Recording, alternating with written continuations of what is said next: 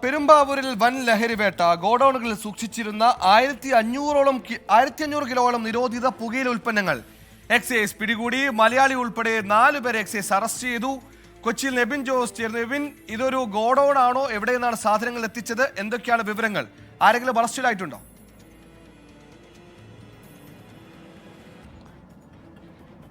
Suhail, school തുറക്കുന്നതിന് മുൻപേ excise special enforcement team നടത്തിയ പരിശോധനയിലാണ് വലിയ തോതിലുള്ള ലഹരി വസ്തുക്കൾ പിടികൂടിയത്. 1500ഓളം കിലോയോളം വരുന്ന നിരോധിത പുകയില ഉൽപ്പന്നങ്ങളാണ് പെരുമ്പാവൂരിലെ വിവിധ ഗോഡൌണുകളിൽ സൂക്ഷിച്ച നിലയിൽ കണ്ടെത്തിയത്. ഇതുമായി ബന്ധപ്പെട്ടുകൊണ്ട് മലയാളി അടക്കം 4 പേരെ അറസ്റ്റ് ചെയ്തിട്ടുണ്ട്. മറ്റ് സംസ്ഥാനങ്ങളിൽ നിന്നാണ് ഈ ലഹരി വസ്തുക്കൾ ഇവിടെ എത്തിച്ചിരിക്കുന്നത്. അറസ്റ്റിലായവർ ഇവരാണ്: പെരുമ്പാവൂർ പാറപ്പുറം സ്വദേശി സുബൈർ, ആസാം സ്വദേശികളായ റബ്ബുൽ ഹുസൈൻ, ഹലാൽ അഹമ്മദ്, മിർസുൽ അബ്ദുള്ള എന്നിവരാണ് പിടിയിലായത്.